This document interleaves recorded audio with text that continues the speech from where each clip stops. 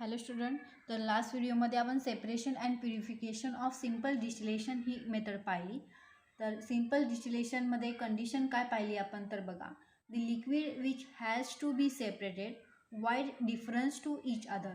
म्हणजे एखादं liquid mixture असेल, त्या लिक्विड मिक्सचरचा जो बॉइलिंग पॉईंट आहे दोघांमधला, दोन लिक्विडमधला जो बॉइलिंग पॉईंट आहे तो किती पाहिजे, 30°C किंवा अबाव 30°C असा डिफरन्स पाहिजे.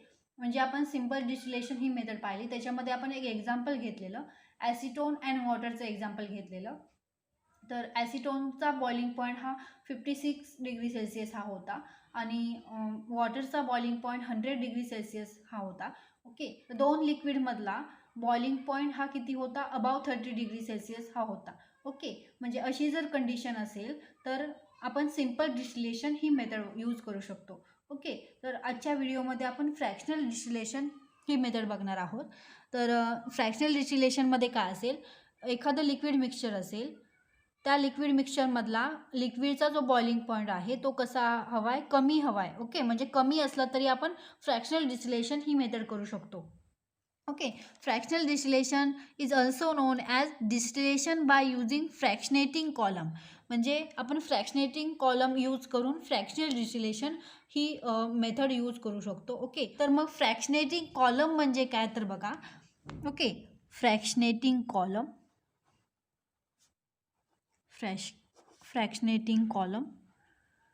फ्रॅक्शनेटिंग कॉलम काय असेल तर ही एक ग्लास ट्यूब आहे. ओके, वर्टिकल ग्लास ट्यूब आहे. तर मी ते डेफिनेशनच लिहिते. तर बघा, the long vertical glass tube having number of fractions which provides large surface area for cooling the vapours is known as fractionating column. Okay, मी डेफिनेशन इथे लिहिते फ्रॅक्शनेटिंग कॉलमची. The long vertical glass tube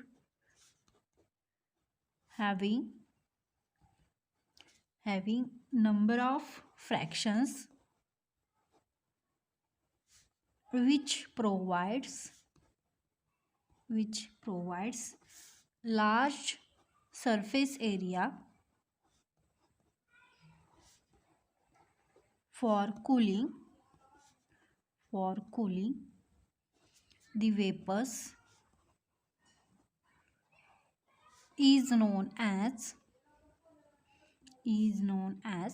fractionating column.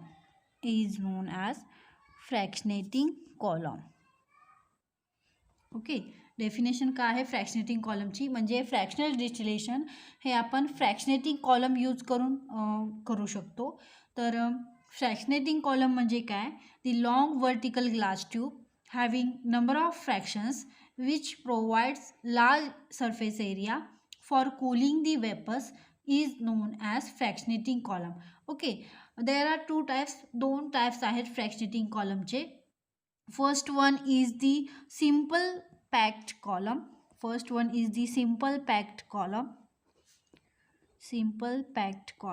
And second one is the bubble plate column. Okay, second one is the bubble plate column.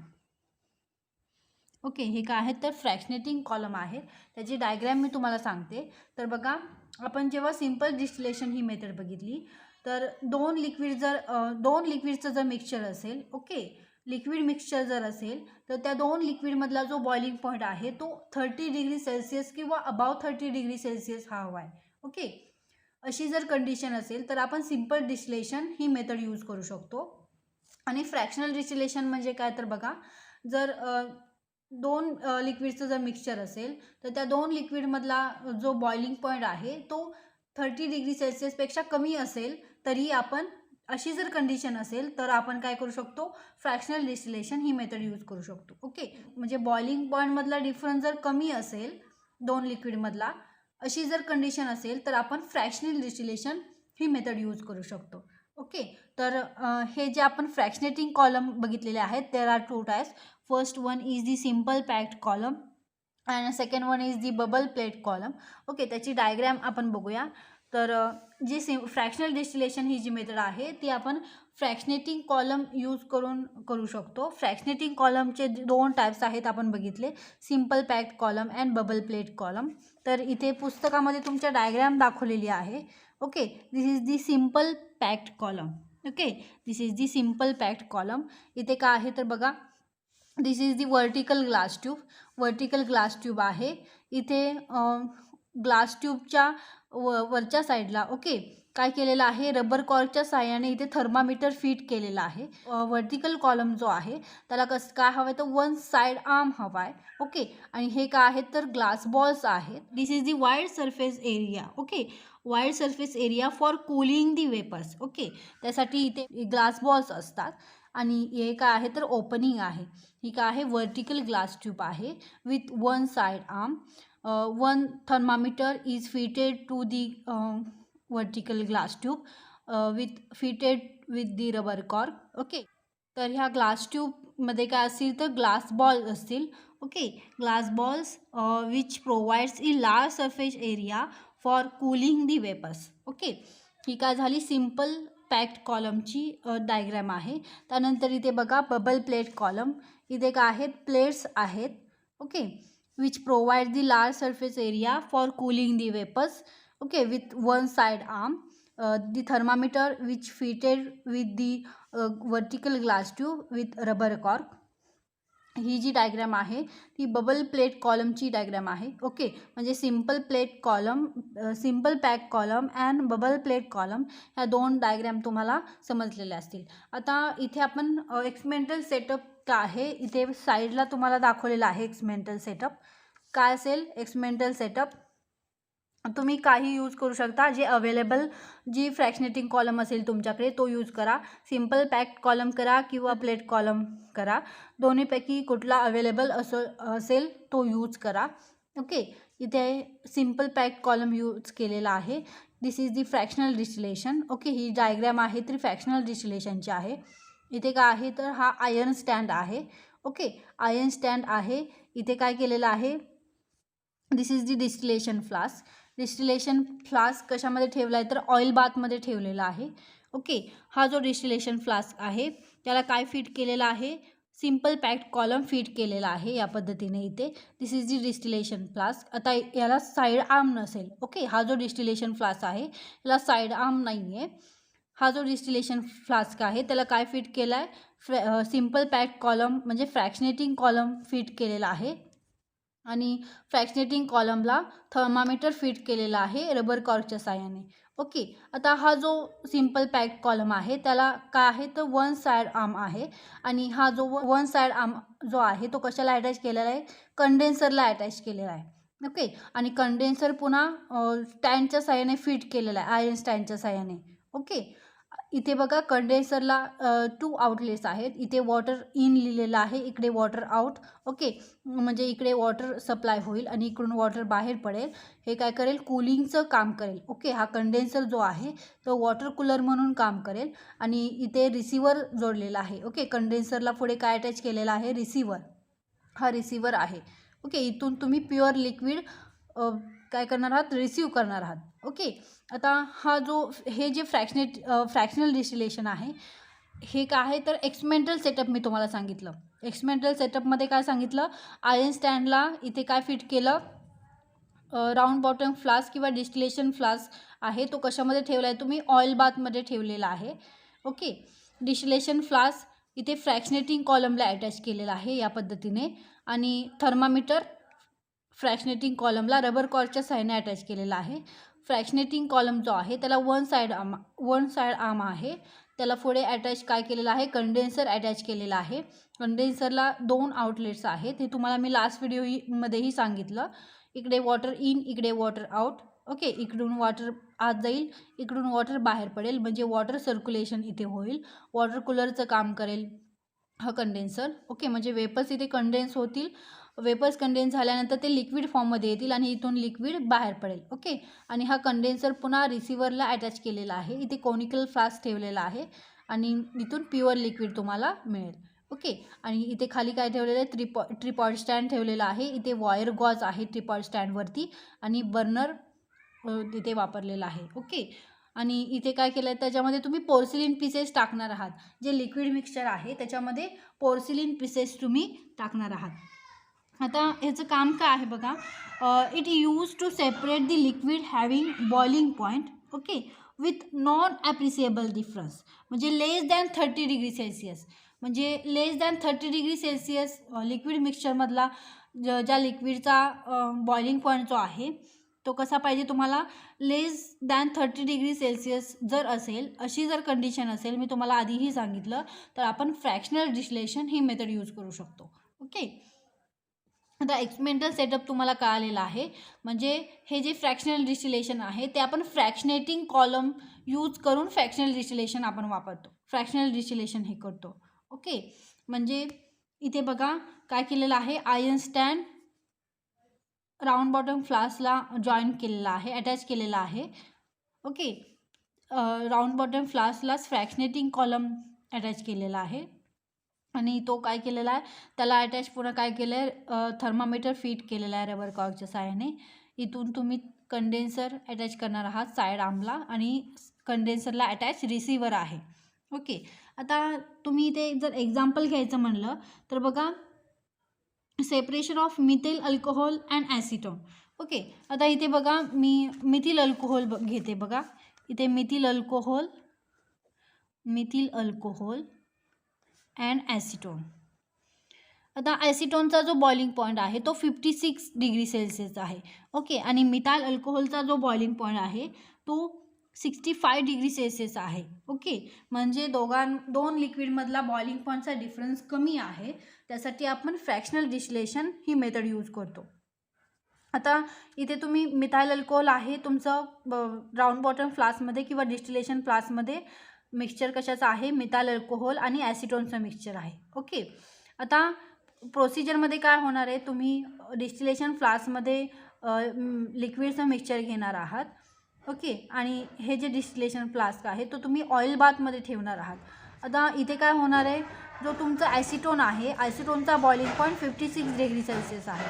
म्हणजे 56 degree Celsius thermometer इथे तुम्हाला दाखवेल. म्हणजे इथून वेपर्स फॉर्म होतील.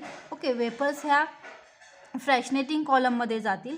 ओके. फ्रॅक्शनेटिंग कॉलम हे जे आहे ते कंडेन्स होईल. ओके. तिथे कंडेन्स होईल. म्हणजे जर ज्याचा बॉइलिंग पॉईंट लार्ज असेल, ओके, ज्याचा बॉइलिंग पॉईंट लार्ज असेल त्याचं कंडेन्सेशन जास्त होईल. ओके. आता इथे काय होणार आहे, 56 डिग्री सेल्सिअस टेम्परेचर आल्यानंतर इथे तुम्हाला नुसते ॲसिटोनचे वेपर्स तुम्हाला मिळणार नाही, तर तुम्हाला मिथाइल अल्कोहोलचे वेपर्स पण ह्याच्यामध्ये मिक्स असतील. ओके. तर ॲसिटोनचे वेपर्स जे आहे ते वरती जातील आणि मिथाइल अल्कोहोलचा जो बॉइलिंग पॉईंट आहे तो लार्ज आहे. ओके. आणि तो काय होईल तर कंडेन्स होईल आणि पुन्हा लिक्विड फॉर्ममध्ये तो खाली पडेल आणि जे ॲसिटोनचे वेपर्स आहेत ते वरती जातील आणि साईड आर्ममधून कंडेन्सरमध्ये जातील. कंडेन्सरमध्ये कूल होऊन पुन्हा ते लिक्विड तुम्हाला रिसिव्हरमध्ये प्युअर लिक्विड मिळेल. म्हणजे तुम्हाला इथे प्युअर ॲसिटोन मिळेल. त्यानंतर तुम्ही रिसिव्हर चेंज करणार आहात, दुसरा कोनिकल फ्लास्क घेणार. 56 डिग्री सेल्सिअस टेम्परेचर झाल्यानंतर तुम्हाला फक्त इथे काय होईल, तुम्हाला ॲसिटोनचे मिथाइल अल्कोहोलचे वेपर्स मिळतील आणि मिथाइल अल्कोहोलचे वेपर्स कंडेन्सरमध्ये जातील, कूल होतील आणि पुन्हा तुम्हाला प्युअर मिथाइल अल्कोहोल मिळेल. ओके. म्हणजे इथे काय होणार आहे, जे हे फ्रॅक्शनेटिंग कॉलम जो आहे, इथे ग्लास बॉल्स आहेत, हे काय करेल, फ्रॅक्शनेटिंग कॉलम कंडेन्सेशनचं काम करेल. ओके. म्हणजे ज्याचा बॉइलिंग पॉईंट जास्त आहे तिथे काय होईल, तो जो बॉइलिंग पॉईंट आहे त्या लिक्विडचा तो कंडेन्स होईल लिक्विड आणि पुन्हा ड्रॉप डाऊन होईल डिस्टिलेशन फ्लास्कमध्ये. ओके. म्हणजे फक्त ॲसिटोनचे वेपर्स वरती जातील आणि साईड आर्ममधून कंडेन्सरमध्ये आणि कंडेन्सरमधून रिसिव्हरमध्ये तुम्ही रिसीव्ह कराल आणि जे मिथाइल अल्कोहोलचे जे वेपर्स कंडेन्स होतील आणि ते लिक्विड पुन्हा डिस्टिलेशन फ्लास्कमध्येच येईल. ओके. म्हणजे 50 डिग्री मिथाइल अल्कोहोलचे वेपर्स फ्रॅक्शनेटिंग कॉलममधून जातील आणि साईड आर्ममधून कंडेन्सरमध्ये कूल होतील आणि पुन्हा लिक्विड तुम्हाला मिथाइल अल्कोहोल हे प्युअर मिथाइल अल्कोहोल मिळेल. ओके.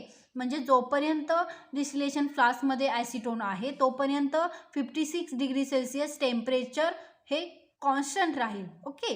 म्हणजे 56 डिग्री सेल्सिअस टेम्परेचर हे कॉन्स्टंट राहील तोपर्यंत इथे काय होणार आहे, तुमच्या ॲसिटोनचे वेपर्स काय होणार आहे तिथून कंडेन्सरमध्ये जाणार आहेत, कंडेन्स होणार आहेत आणि तुम्हाला प्युअर ॲसिटोन मिळेल. ओके. आणि जेव्हा बॉइलिंग पॉईंट हा वरती जाईल म्हणजे अबाव 56 डिग्री सेल्सिअस वरती जाईल तेव्हा तुम्ही काय म्हणाल की ॲसिटोन इथे संपलेला आहे. तुम्ही रिसिवर चेंज कराल आणि फक्त मिथाइल अल्कोहोलचे वेपर्स फ्रॅक्शनेटिंग कॉलममध्ये व साईड आर्ममधून कंडेन्सरमध्ये जातील आणि तुम्हाला प्युअर मिथाइल अल्कोहोल मिळेल. ओके. तर हे काय आहे, फ्रॅक्शनल डिस्टिलेशन आहे.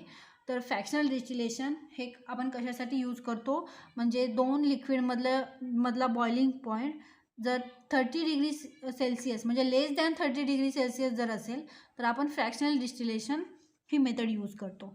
तर फ्रॅक्शनल डिस्टिलेशनचा यूज काय आहे, यूज तुम्हाला माहीत असावा. बघा, use of fractional distillation it is used in petroleum industries. Okay, it is used in petroleum industries to separate various fractions from crude oil. Okay. म्हणजे फ्रॅक्शनल डिस्टिलेशन तुम्ही कुठे यूज करता, तर पेट्रोलियम इंडस्ट्रीमध्ये यूज करता. तिथे काय असेल, हायड्रोकार्बनचं मिक्सचर असेल. ओके. हायड्रोकार्बनचं मिक्सचर असल्यामुळे तुम्ही काय करता, फ्रॅक्शनल डिस्टिलेशन हे यूज करता. हा तुम्हाला माहीत असावा यूज, त्यासाठी इथे तुम्हाला सांगितलेलं आहे. तर आता आपण काय बघितलं, सिम्पल डिस्टिलेशन ही मेथड पाहिली, त्यानंतर आपण फ्रॅक्शनल डिस्टिलेशन बघितलं आणि त्यानंतर आपण बघणार आहोत next method, distillation under reduced pressure. Okay, distillation under reduced pressure. आता ही जी डिस्टिलेशनची मेथड आहे म्हणजे आपण कंडिशन कुठल्या पाहिल्या, जर 30 डिग्री सेल्सिअस किंवा अबाव 30 डिग्री सेल्सिअस बॉइलिंग पॉईंटमधला डिफरन्स असेल, म्हणजे दोन लिक्विडमधल्या बॉइलिंग पॉईंटमधला डिफरन्स असेल तर आपण सिम्पल डिस्टिलेशन ही मेथड यूज करतो. ओके. लेस दॅन 30 डिग्री सेल्सिअस जर बॉइलिंग पॉईंटमधला डिफरन्स असेल तर आपण फ्रॅक्शनल डिस्टिलेशन ही मेथड यूज करतो. पण बॉइलिंग पॉईंटमधला डिफरन्स जर व्हेरी हाय असेल तर आपण डिस्टिलेशन अंडर रिड्यूस्ड प्रेशर ही मेथड आपण यूज करतो. So this method it is also use for the purification of liquids having high boiling point. म्हणजे जर बॉइलिंग पॉईंट दोन लिक्विडमधला बॉइलिंग पॉईंटमधला डिफरन्स जर हाय असेल तर आपण ही अशी जर कंडिशन असेल तर आपण डिस्टिलेशन अंडर रिड्यूस्ड प्रेशर ही मेथड यूज करतो. ओके. और दिस लिक्विड डिकम्पोज अपॉन हिटिंग. आणि इथे आपण जर बॉइलिंग पॉईंटमधला डिफरन्स जर हाय असेल तर आपण प्रेशरच्या साह्याने तिथे रिड्यूस करणार आहोत. ओके. प्रेशर करणार आहोत, रिड्यूस प्रेशर करणार आहोत आणि बॉइलिंग पॉईंट काय होणार आहे, तुमचा कमी होणार आहे. ओके. सो आपण इथे काय म्हणणार, liquid is boiled under reduce pressure. Upon reduction of pressure over the liquid the boiling point decreases. Okay, the liquid is boiled at low temperature than the actual boiling point. Actual boiling point जो आहे लिक्विडचा तो काय होणार आहे, त्याच्यापेक्षा कमी होणार आहे, बॉइलिंग पॉईंट कमी होणार आहे, लो टेम्परेचर होणार आहे आणि तुम्ही डिस्टिलेशन करू शकता पुढे. ओके. तर हे जे रिड्यूस प्रेशर आहे ते तुम्ही कशाच्या सहाय्याने क्रिएट करणार आहात, तर वॉटर पंप किंवा ऑइल पंप, ह्याला तुम्ही व्हॅक्यूम पंप असंही म्हणता, ह्याच्या साह्याने तुम्ही रिड्यूस प्रेशर क्रिएट करणार आहात. म्हणजे हाय बॉइलिंग पॉईंट जे ॲक्च्युअल बॉइलिंग पॉईंट आहे तिथे तुमचं टेम्परेचर तुम्ही कमी करणार, लो बॉइलिंग पॉईंट होईल आणि तुम्ही पुढे डिस्टिलेशन करणार आहात. ओके.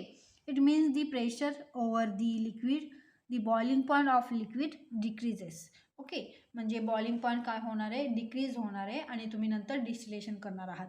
आता हे काय आहे, तर डिस्टिलेशन अंडर रिड्यूस प्रेशर ही मेथड आहे. तुम्हाला ही मेथड तिथे दिलेली नाही आहे पुस्तकामध्ये, फक्त माहीत असावी, तुम्हाला डिटेलमध्ये नाही आहे, फक्त माहीत असावी ह्यासाठी तुम्हाला इथे दिलेली आहे.